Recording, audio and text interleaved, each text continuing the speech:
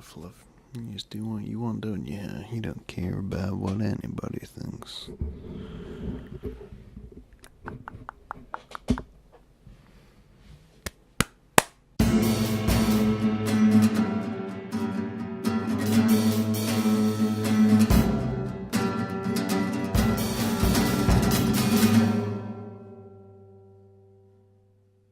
So kids, how are you doing today? I am doing well. I'm quite tired. Just quite tired. Not entirely tired, just quite tired. And that's proving detrimental to my health, but yeah, who needs health? Health only keeps us alive and allows us to do the things we enjoy. Well, I don't see why we need it in the end, though. I don't know. But it also affects your mood. If you're feeling ill-healthed, your mood can be heavily affected. You can have mood swings, grumps, mardiness, as I would say. I don't know if that's a word a lot of people use, but to be mardy is a fairly common thing within the UK, at least. And I think it's important to remember that health can affect mood. I mean, we all experience it when we get a cold. People get down, a bit depressed, and that's a pretty standard thing. But even things like, just having a bit of backache can make you irritable. Can make you not want to deal with the day, deal with people, be more direct. And that's, in a way, that I think that's a good thing. But we'll get to that in a few moments. What I want to talk about today, I recently read an interesting article, which I found on Reddit. Hashtag Reddit. I don't have any sponsors. I don't know why I'm hashtagging things. Nobody sponsors this. Who would sponsor me to talk for half an hour? But I found this article on Reddit, and the article was about delaying gratification and how it affects your personality and how it affects your earning potential in the future. And I found it really interesting. First off, because as a person, I am a person who can delay gratification almost eternally. I think this comes into the work, and I mentioned it before, of how I make work is on a continuous cycle. I'm always doing something, and I'm always working on some project, and that project doesn't necessarily have to complete in the space of time, which is soon. So, for instance, the Potato Boy, I've been working on that for about 2 years.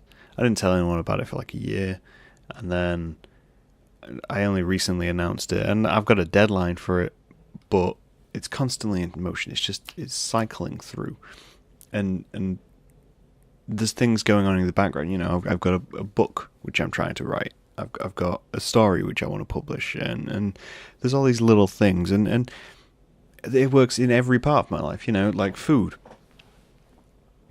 I'd much rather eat something which I spent some time making than something which I can throw together in 2 seconds, and it tastes better to me. I don't know why. One of my favorite moments from King of the Hill is an episode where Hank and Peggy are discussing money or something, and Peggy suggests that they can buy some outside furniture, and Hank asks her, what was the line? Hank asks, "Oh yeah, shouldn't we buy it all now, or should we buy one piece at a time, or I'll save the money and then we'll buy all the furniture at once?" And Peggy says, if we don't buy one piece at a time, we can delay gratification. And Hank's follow-up line is, "Well, I do like delaying gratification." And that that was the point of this study. So the study found that a person's ability to delay instant gratification is a more important detriment of higher income than variables like height, age, and ethnicity. And I thought that was a very interesting title, and that's why it hooked me in, and I went and read it, I read it on Reddit. Maybe, oh Christ, if that is the pun for Reddit, Jesus. Why has it taken me 4 years to figure out since I started using the platform? Jesus. But essentially, it was just about behavior. It was about studying how you can treat your kids to delay their gratification. I don't understand why I'm like this, by the way. I have nothing in my life which has made me particularly think that I was taught to delay gratification. I've just never been I need this instantly right now thing. It's something which comes into play a lot with money. So with money, I will save. You know, I recently bought an iPad. I've been debating buying an iPad for about 3 years. You know, this was before the iPad Pro came out. And I couldn't decide if I wanted to buy one. I knew it would be extremely useful for me, and I knew I wanted to use the pencil and basically streamline my workflow, because the way I was working was taking me time, and that was frustrating me. And I didn't buy it. I did all the market research. I figured out exactly the one I wanted. I've known the iPad I wanted for about a year now, and I still didn't buy it. And I could afford it. I could go and afford to get on a payment plan and whatnot. But in my head, I just kept thinking, no, because the cost and all this. So I just kept saving. I just kept saving and delayed it and delayed it and delayed it and delayed it. And then I looked for the right deal, and I got it at just the right time. So I paid way less than I should have done. And that was amazing. That amazing feeling. I mean, I still felt sick when I purchased it, because I always do when I spend a large amount of money, but that's a whole other podcast. But, I received it, and I was so happy that I'd waited, because, I don't know. It just feels more fulfilling when you've waited. And I know people who can't wait. I know people who would see something and go out and buy it. Something's available. All right, it's only available in the most expensive format. Doesn't matter. I'll go out and buy it anyway. And I know people who do that, and they can't delay that gratification in themselves. And I find that, in a way, I find that incredibly curious. It's like a hoarding technique, which you do. It's like being a dragon. You like, oh, I need the money. Well, I got to sit on the money, and do I sit on the money and wait for years and years and years, or do I go out and blow it in one big load? And that's, I mean, I don't know if you do that. Maybe you are a person who delays gratification. Maybe you're a person who doesn't.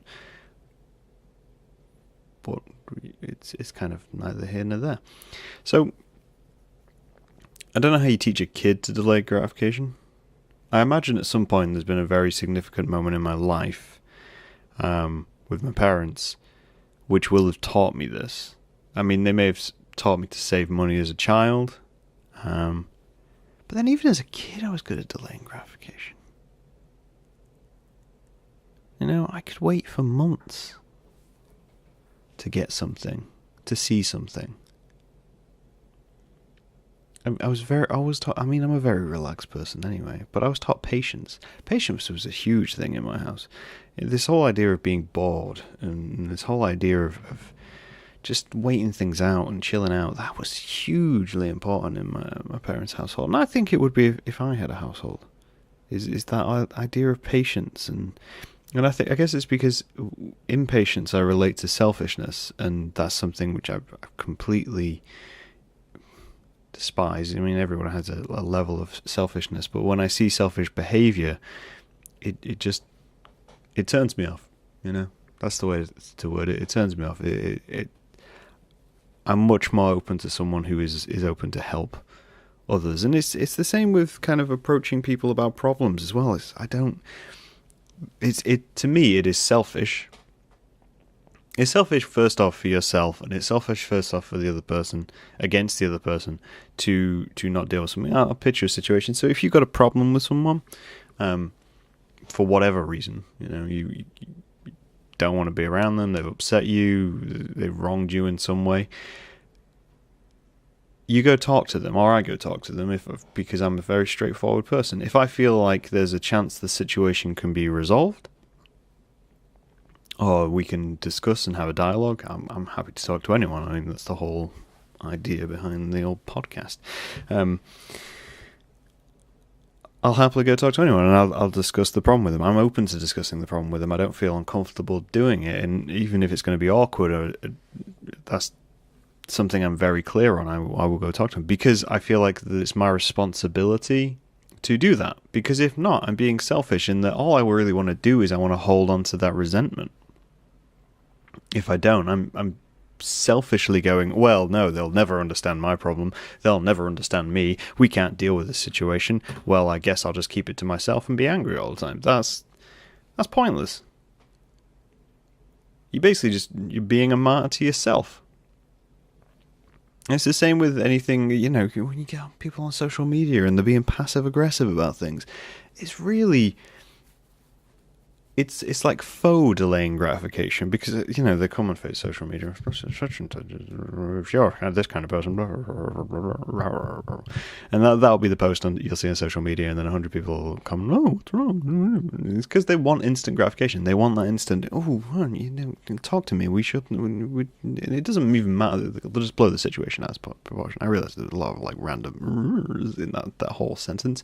We may just be mumbling at this point, but it's that instant gratification. Rather than just not posting about it, going to the person, having a discussion which takes time, meeting up a few times for coffee to find a common ground, that takes time. And that is not something which a lot of people can do. And I find that very strange. In a way, I don't know if you can teach that, especially to adults. The amount of adults I meet who can't deal with confrontation and can't have a conversation with a person is high level, and I was a very shy child, so maybe this is something which I've forced myself to learn, but I feel like at times you can't teach adults it, and that's, in a way, that's incredibly saddening. But back to this idea, back to this post. It's on a weird website. It's called Conferences Maurice. Yeah, I'll leave a link in the description. But basically what this article suggests is that if you want your child to become a high earner, you teach them how to delay instant gratification. Okay, so this is from Dr. William Hampton. Existing studies have determined that many factors play a role in how much money a person makes. I like how this instantly takes money as the end goal for your child. You have a child. Oh, really? Okay. Well, they need to be making money, and they need to be making lots of it. Do you want your child to be a rich person? Then do this. Is that the motivation for teaching kids how to survive in life? That they need to be a rich person? No. I don't know why that's my voice for this, but... Either way, some are very obvious, some as education occupation, while some are less so. Taller people earn more. What? I didn't know that. Are you saying that me being tall has got... What? That seems outlandish. If that's true, that's insane. Okay. I'm going to carry on. Hang on. For example, a study for the first, however, to create a validated rank ordering of these factors: age, occupation, education, geographic location, gender, race, ethnicity, height, age, delay, blah, blah, blah, blah. Our results were interesting because when we compared the importance of these factors, we found that how much a person discounts the value of future rewards compared to immediate ones, known as delay discounting, is more predictive in income than some big variables such as age, ethnicity, and race. And I found that incredibly interesting as a concept. Now, Reddit comments are always interesting because you get some people who are, all walks of life. You get doctors, nurses, scientists, and they come in and they weigh in and they give you like a little burst of fact and science. And then, of course, you get the trolls. But that's life, You can be having a serious conversation in a group of friends and all of a sudden someone will just jump in and ruin the conversation. That's going to happen anywhere. You just can't control it. But the comment here says, one interesting observation that has come out of delayed gratification studies is that your willingness to delay gratification reflects to a large extent how trusting you are of the authority figure that is promising the future gratification. If you have had bad experiences with authority, you are more likely to take the reward now and devalue promise of later reward. What seems like impulsiveness can in fact be perfectly rational for someone who expects to be screwed over. And I thought that was incredibly important because it helps me kind of understand other people. And what it did make me do was think back to school and how people who were kind of underachievers within the school system were the same people who were getting told off a lot. And those principles will be taught to them by their parents, essentially. What you learn at home, you take to school with you, and school just kind of either reinforces it or changes your view. The whole nurture thing's a real thing, guys. And I thought that was kind of crazy because it's true. The people who I knew who didn't trust the school system in any way, shape, or form were often people who were not succeeding and unable to succeed and didn't trust the system, therefore wouldn't delay gratification, would take any opportunity they were given or they could grasp, and were very on point, so to speak. And, that can be a way to succeed. That whole bullying sociopathic office boardroom person, that's a real thing as well. That's psychopathy as a general principle generally creates CEOs, and that's because having that mentality is very helpful in things like business. But I thought that was interesting because a lot of people I know, and myself included, don't trust authority. I'm very uncomfortable around anyone who has authority, such as the police, because I just don't trust it. And that, I mean, for me personally, that comes down to the whole idea of I don't like anything where anyone sees to put themselves above anyone. And whilst the police make me feel safe, because I'm a straight white male, because they make me feel safe, I have some responsibility to kind of support them. But at the same time, they're a person who could physically beat me or arrest me, and there'd be no repercussions, and that makes me very uncomfortable. And that's a level of authority. But then at the same time, people completely distrust the police and succeed. I don't know, it opened all these little pockets of discussion in my mind when I was thinking about this whole idea, and it made me wonder how much people think about it in a way. How much people kind of put thought into it, into their day-to-day life. It's something which I actually think about quite a lot. And when I think about my life in general and any successes I've had, most of the time those successes have come a long way down the line. So at the moment I'm submitting a painting. Don't know if you can see it behind me if you're watching the video. To an art competition. It's taken me some time to put this painting together.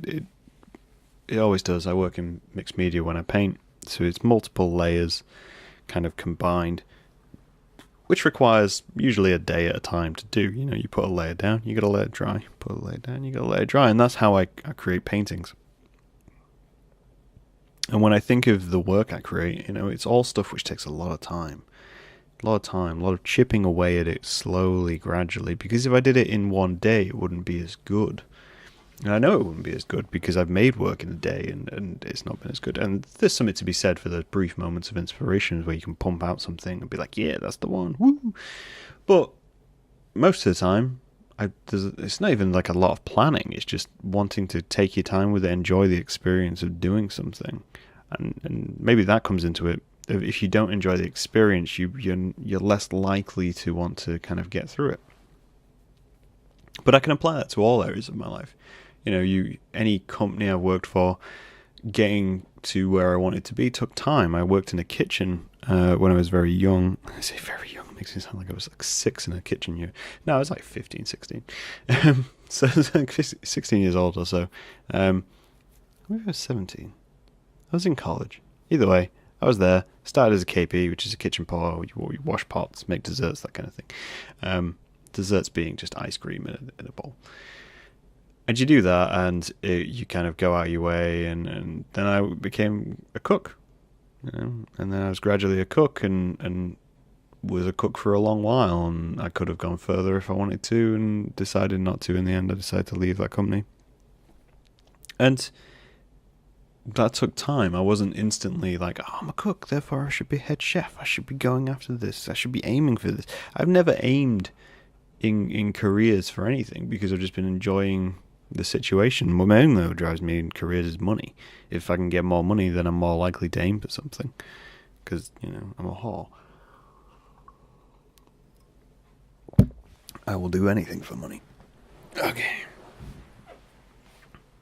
And I can apply that to relationships. It's amazing in a way. It's amazing. It's eye-opening for me how much I've delayed gratification. So for another example would be my previous relationship. I'm sure she won't mind anyone telling me.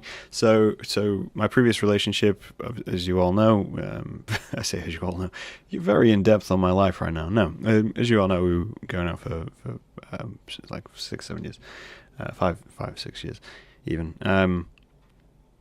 But prior to that, we'd been friends for a very long time, and I don't believe in the whole friend zoning thing, by the way. But we'd been going out for a long time, and I'd known her for years. I'd known her for 2-3 years up to that point. And in a way, when I think about it, we could have gone out much earlier. We could have been, a couple much earlier. But in my head, I was delaying it. I wanted every factor taken care of. I wanted everything to be perfect. And in a way, I wanted me to be good enough. And I wanted me to be at some level of, acceptability and comfort with myself before I brought someone else into my life. And that right now is a thing. I'm single now. A conversation I had with a friend the other day was, in a way, I'm actively single. I'm not trying to remain single, but I'm not searching for a partner outright. If I meet someone and we get along, then great, fantastic. That whole thing will turn into whatever it turns into. But at the same time, I'm not on any social dating platforms. I'm not going out on a night out and trying to pull. I'm just doing what I want to do, and the rest of it will come later. I'm delaying gratification from meeting someone. And I can't even explain it. It was just something which I subconsciously did. I didn't make a conscious decision. It was just like, that makes sense. Makes sense. Take your time with it. Be patient with it. The art experience, creating art. Being a hit within a week, going viral. It's not something which I'm aiming for. It's not something which is the direct purpose of why I do things. The purpose I do things is gradual and takes time and process and I enjoy that whole experience. Even when I'm suffering, I enjoy that whole experience.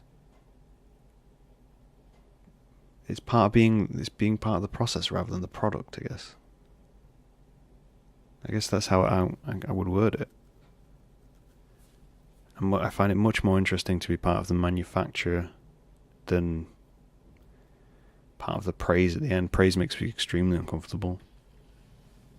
So, and it's something which I should learn to deal with at some point, I guess. But it's fine, I don't get a lot of praise. I make that sound terrible. It makes it sound like I'm the worst. But yeah, I think there's some extreme value in patience. There's some extreme value in delaying gratification of a situation.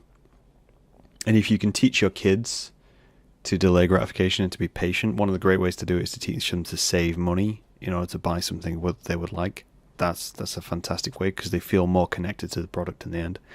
If you can teach someone that, and if you can learn that as an adult, you'll be so much stronger as an adult. 20-year-olds and 30-year-olds who just need to go buy things, need that instant fix. If you can learn to delay gratification, wow, your life will open up. Gotta wait to see the end result. If you can just, prepay your way through, what's the point? Anyone can do that. But let me know what you think. Let me know what kind of person you are. Let's get psychologist-esque in here. And, a lot of this will come from your parents. So you gotta blame them if you don't have it. But that's all from me for this week. And hope you well out there. Let's hope this painting does well, And I'll talk to you guys later.